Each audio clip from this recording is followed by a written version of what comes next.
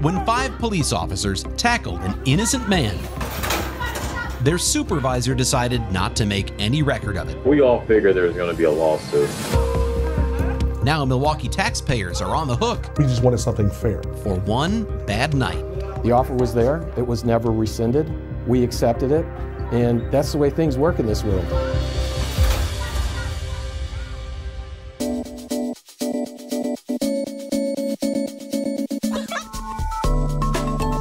From the Fox 6 studios, this is Open Record. I'm your host, Brian Polson, and I'm joined by Open Record's executive producer, Sarah Smith. Hi, Sarah. Hi. And of course, Contact 6's Jenna Sachs. Hey, Jenna. Hi there.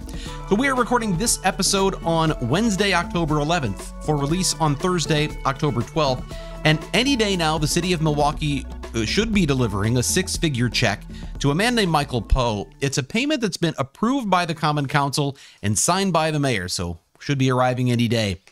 This is a taxpayer-funded payout that likely never would have happened if a police supervisor had simply done a little paperwork. Jenna and Sarah, this is the result of a story we did last year. It's gotten a lot of attention online. I saw that the original story has like 2.6 million views. When I saw that in one of your scripts, and I went, "Oh my gosh!" Like, I guess I just hadn't looked at it lately to see how many it had. You never know what garnered. stories are going to resonate. Right, For whatever reason, this one really resonated. Well, can you explain to us why that story resonated? What happened that got so much attention? This was such an interesting one. Our former investigative producer, Stephen Davis, actually got a tip on this from Michael Poe. This man who is a businessman in the city of Milwaukee. He and his friends, they are all black professionals, and they started a private cigar lounge. They just sort of opened this private lounge. It's not open to the public, but it's a really nice, like, they've got great, leather furniture and this sort of mahogany look in the place. It's a cool hangout.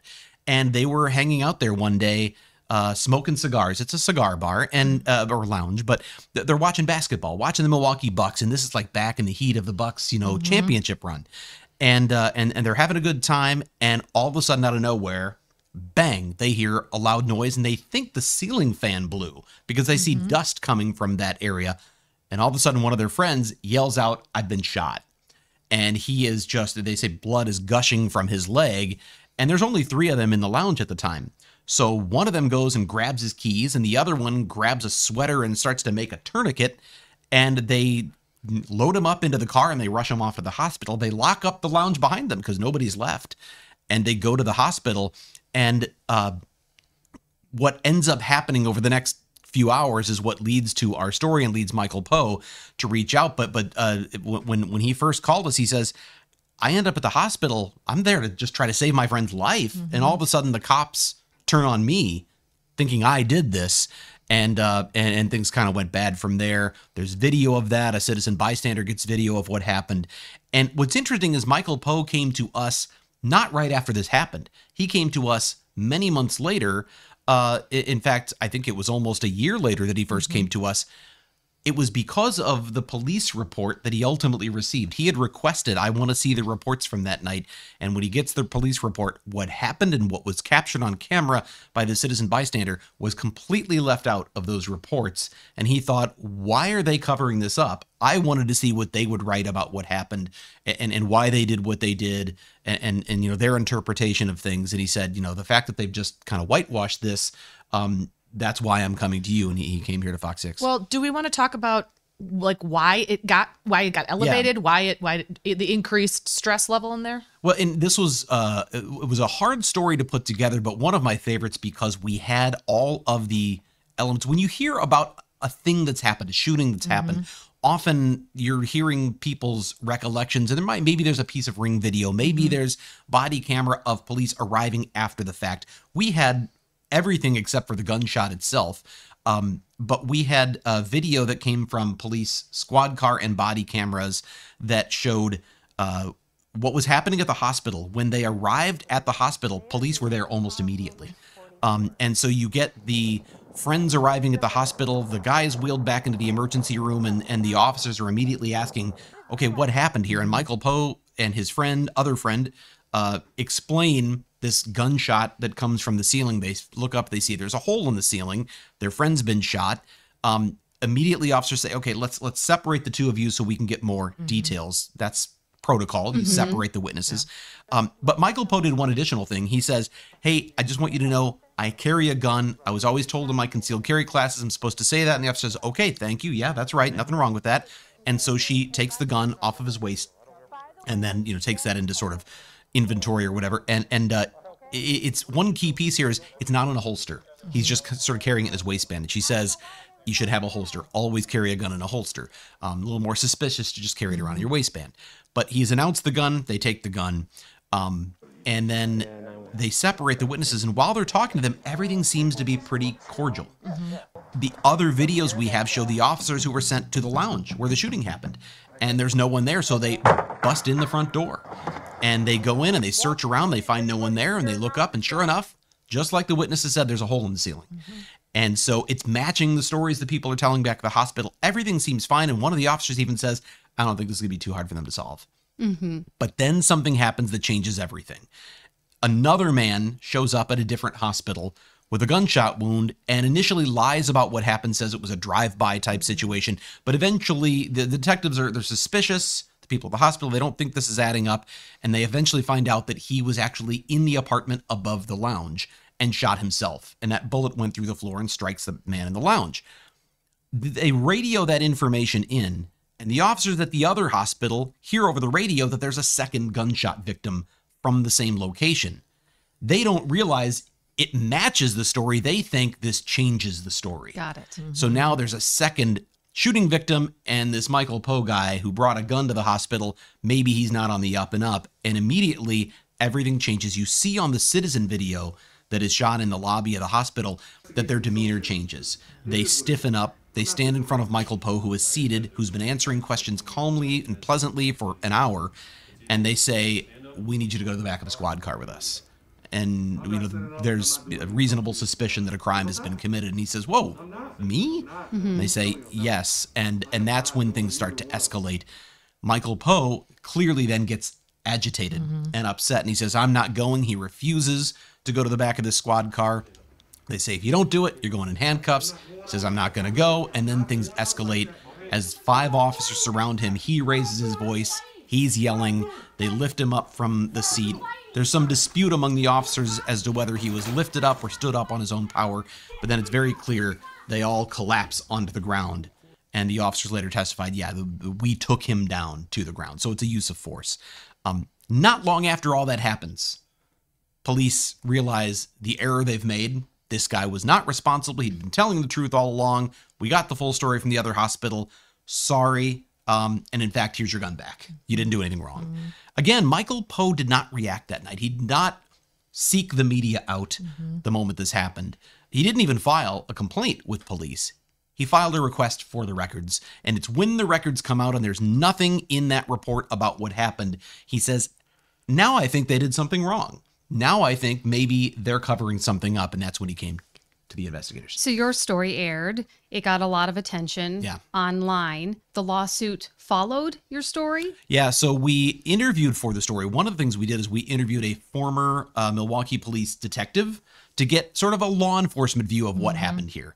And that detective said, based on the circumstances, the officers involved had reason at that moment to suspect that there might have been something up. They didn't have all the information, and it's their job to secure this witness until they know more.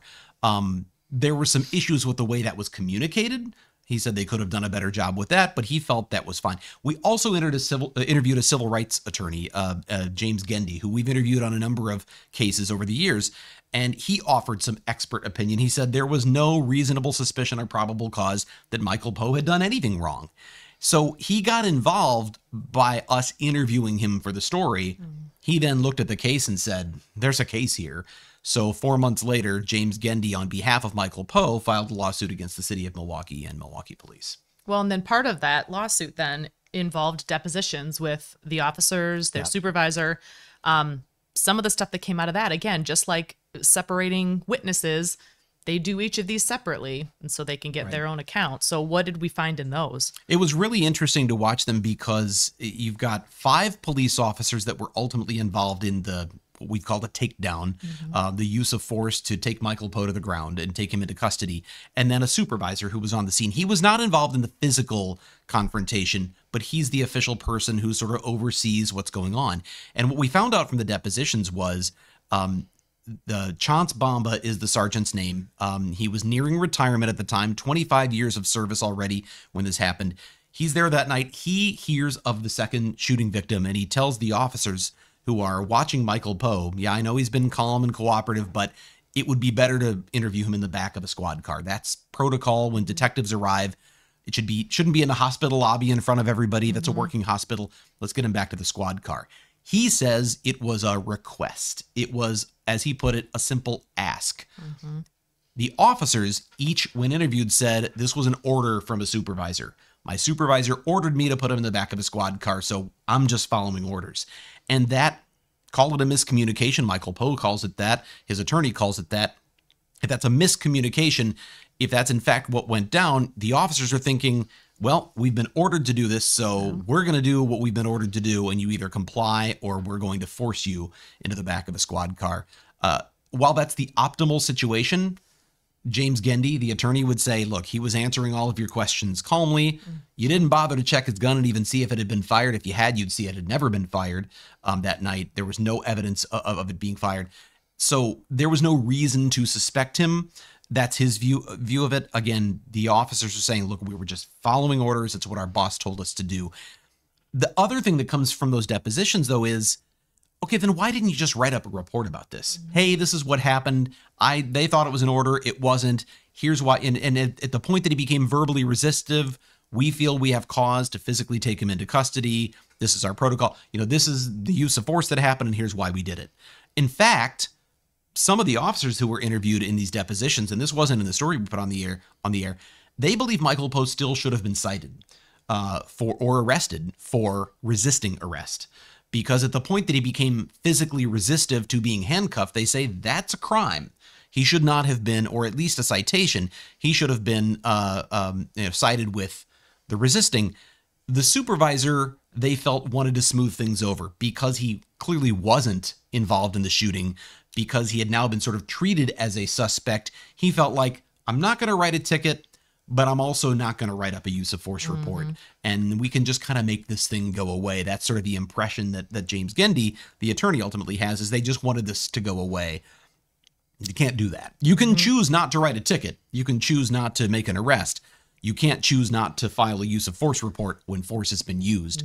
And several of the officers testified in these depositions that they, of course, believe force was used against Michael Poe. So the sergeant is retired. He is, yeah. He has since that incident, right. So did he kind of see this coming? Is that part of his reasoning? I believe he said something along the lines of, well, I'll change it if it comes up, if he contacts us. This came up in the internal affairs investigation. So police launched an internal affairs investigation of their own after seeing our story. Obviously, there had been no use of force report filed, so they didn't know there was any use of force that hadn't been reported. Our story brings that out, so they opened an internal investigation. And one of the things they found out was that Sergeant Bamba had been known for making, I guess you'd call them, jokes around the office that, I'm going to be retired soon. I'm not writing any reports. What are they going to do? Haul me in after my retirement? And he was asked about that in the depositions. Did you not file this use of force report because who cares? I'm going to be retiring. And he said, it's true that I made those jokes. I was known to make those. He said, but if you look, I also always did my paperwork. And his assertion here was he didn't do the use of force report because he felt force was not used. He felt Michael Poe stood up on his own power and tripped and fell, and that this wasn't a use of force. Again, when you talk to, and the officers that were interviewed are not very experienced. They've got maybe 4 years on the force, each of them. They all said this was a decentralization. This was a push and pull technique to sort of get him off balance and take him down to the ground and bring him under control. Chance Bamba should know that. He taught defense and arrest tactics, but he said it was, in his view, not a use of force, so he didn't think it was necessary to do a report. He added something, though, that seems to maybe foretell why he didn't, which was, he said he talked to his supervisor about what happened, and the supervisor said, well, has he complained? And if he complains, you can file a use of force report then. That's not really how this works. You're required to file it no matter what. A supervisor is required to file that report of force with you. So it's not a, if they complain, we'll file one. But that's what he testified to. He said, I felt if he came and complained, then I could file a report then. Well, by the time Michael Poe complained, there was a federal civil rights lawsuit. Do we think, and maybe you don't know this answer, but obviously there's body camera, which we saw. But obviously that citizen in the hospital room, or in the hospital lobby waiting room there, has the wide shot, all the video of it. Do we think that there might still be this case and this lawsuit had we not had that extra video? No, I think had it not been for the citizen pulling out a cell phone and recording this, this never would have been a news story, because we wouldn't have been able to independently see what Michael Poe was describing. Yeah.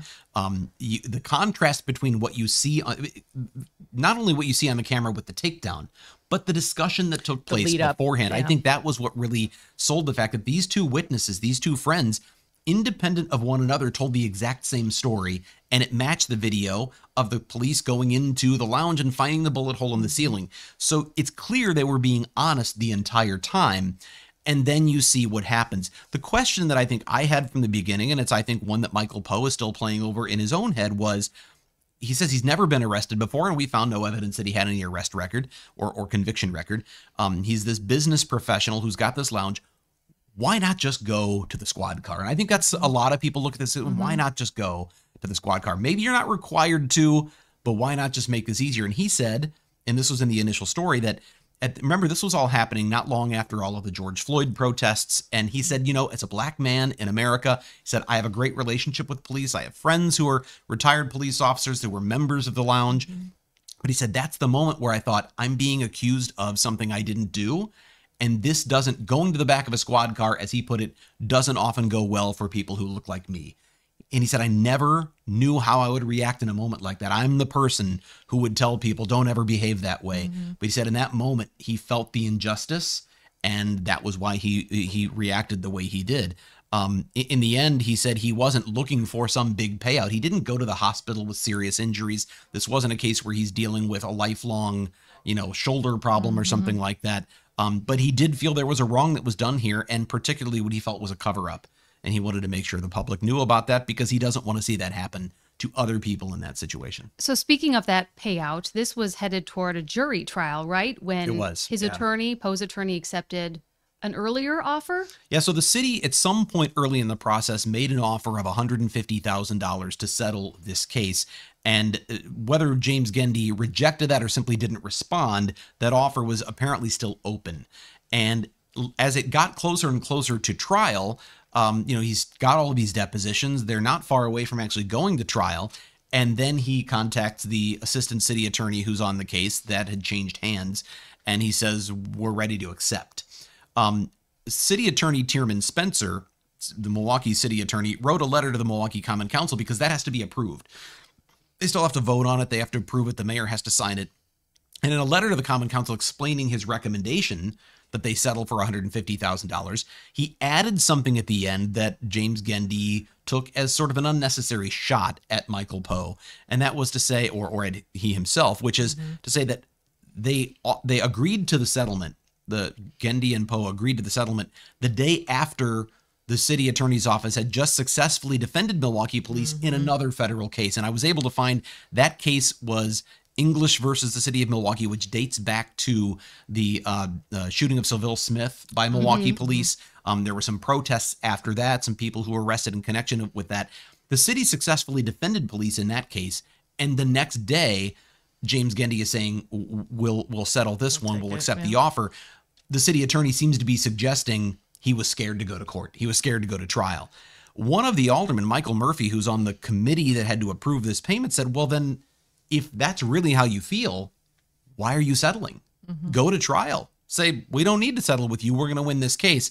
And Deputy City Attorney Jennifer Williams said, well, they accepted it. It was still on the table before I could withdraw, which suggests she actually planned to withdraw this offer. He accepted, so kind of have to go with it now. I think there was some question about whether that was still going to go forward. It did. The mayor has signed it. The payment's going to be going out to Michael Poe. So taxpayers are on the hook for $150,000, which, ironically enough, I looked this up, happens to be roughly the annual salary of the Milwaukee city attorney. So how does Michael Poe and his attorney feel about getting this $150,000? I interviewed Michael Poe afterwards, and he said, yeah, I mean, for him, he's ready to move on. He said he thinks it's fair. He wasn't looking for a giant payout. He said, he's ready to move on. And he emphasized a couple of times that he still believes Milwaukee police do a great job. He's a big fan of the city. He's a cheerleader for the city of Milwaukee. And then he said this was just one bad night. And so he does believe they did something wrong that night. He believes this is a fair settlement, but he's ready to move on. He didn't seem to be in the place where he wanted to badmouth police any further. He just wanted to take this money and move on with his life. And that's a good time for us to go off the record. This is the part of the podcast where we get a little more casual and have a little fun by answering a question for which we have not prepared. Somehow it will lead to Brian talking about his air fryers. I don't know. Likely. Yeah. So what do you have, Sarah? Wait, before we get started really quick. So back in the day during COVID times, and we would record Zooms for the podcast, Brian Polson was known to wear a particular shirt. I still wear that shirt in morning meetings. Yeah. Is it under that? Is it under that pullover? No, it's not. Yeah. Did you think it That was? would be Yeah, great. it's a baby blue. Color. It's this color, but darn no, it! I thought no, it was it's going to be a this big is not reveal. it, no. It was it's a blue Anytime Fitness shirt, Correct, right? yes. Okay. Yeah. It was And a free shirt. For 1 year, I was a member of Anytime Fitness, Fine. and it's that cotton. Yes. Sometimes you have that shirt. I that just 100% feels agree, good, but it and just it's- always seemed like it was on. So then Yes. I thought, oh my gosh, does he have it on under that? It would have been great. Okay. Well, that's on me. That would have Okay. seemed too staged anyway. Like, Well, Brian, make I sure don't you know. wear that today. Maybe a Yeah. wink and a nod. But anyway, okay. Today's question. Let's see. What have you realized you like less and less the older you get?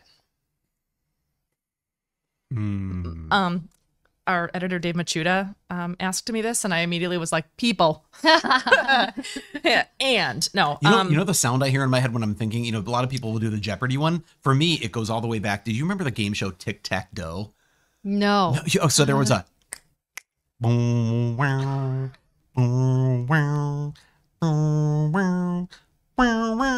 All right, I'm gonna need an answer. So that's what's in my so head you have right like now. as I think about 18 this. seconds, not even. I don't know. All I could think about were like late night events.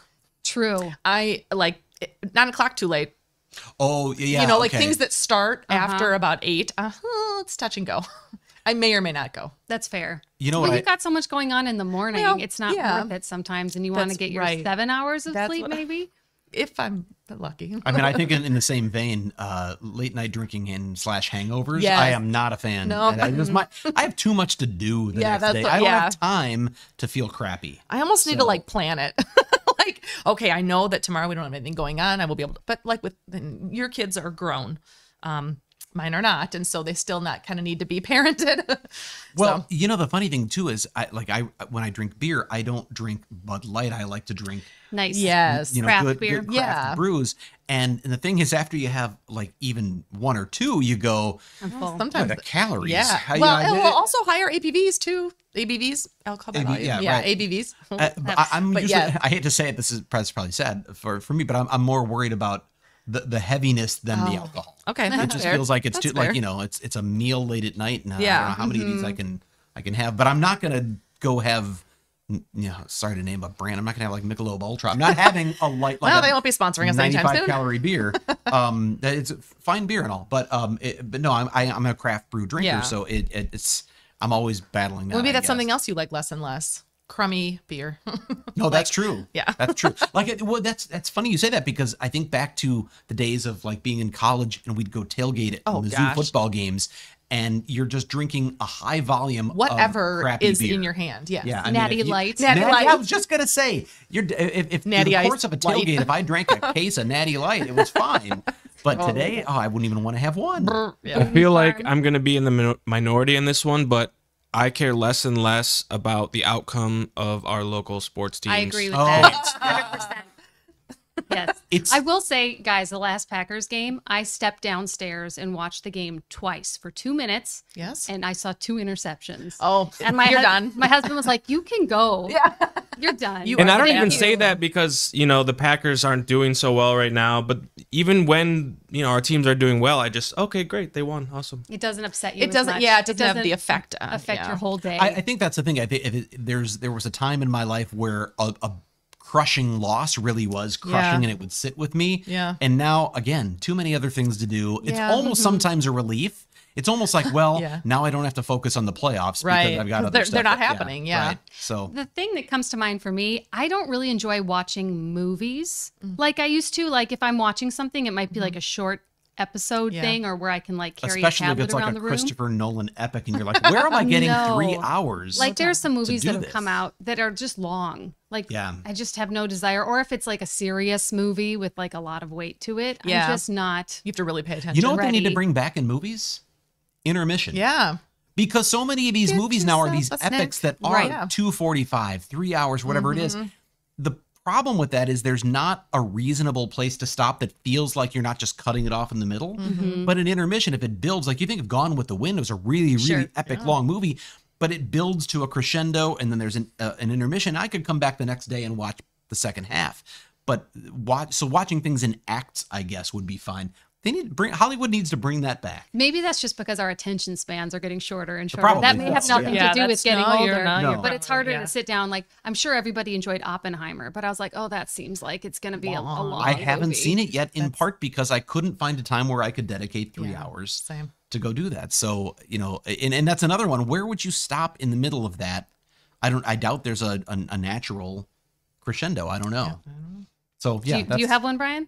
Did you already Just say cheap beer? No, I cheap don't know. beer? Well, I think Hangovers. mine was drinking and hangovers. I Yeah. mean, so it's things you used to like though, right? That Yeah. you like less and less. Well, as you What, get you older. liked hangovers at one right? point? No. But I mean, I when I was younger, You didn't care as much? I didn't care as much yeah. about the effect the next morning, so I was more into like, let's party and let it all loose. People bring around.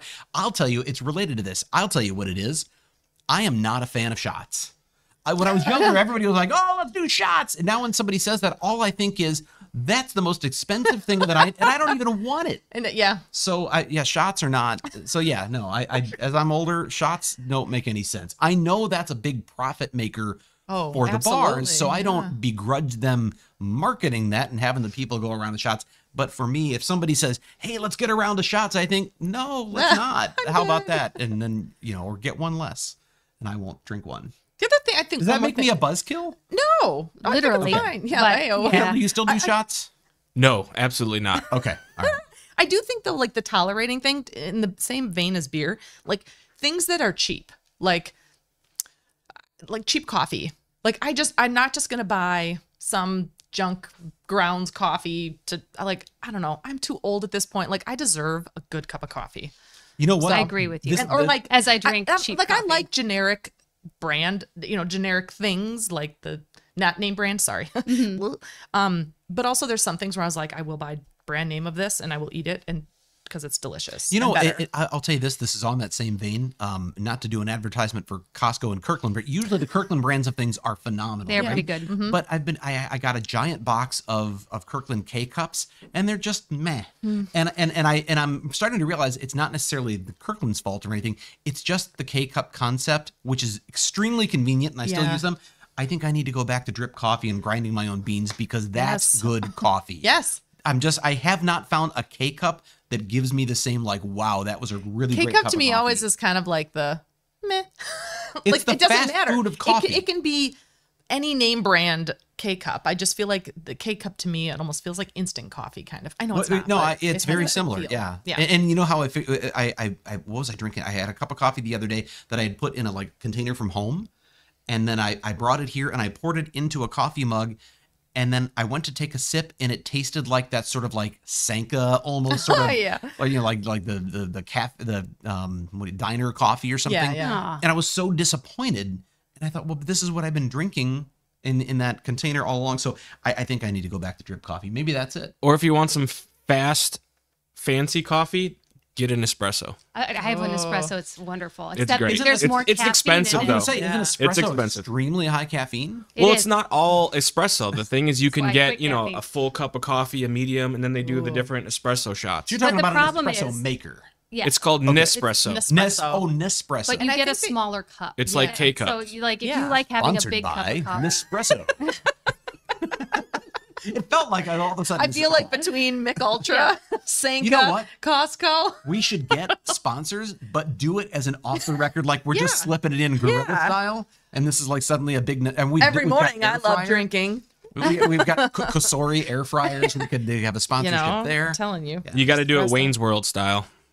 I can't remember. Remember when he's got like the bag of chips and he's got the Doritos and he's holding them up. We'll work on that. Steve, we could make some money doing this. That'd be pretty nice. I'll bet our general manager would like that idea. If you have a topic you would like us to discuss on Open Record or an issue you think we should investigate for Fox 6 News, send us an email to fox6investigators@fox.com. Sarah, Jenna, thank you as always for being on the podcast. You're welcome. And thank you to the people who make this podcast possible, including our editor, Dave Machuda, and our chief photographer manning the video switcher, Cale Zimney. With that, I'm Brian Polson, and we'll be back next week.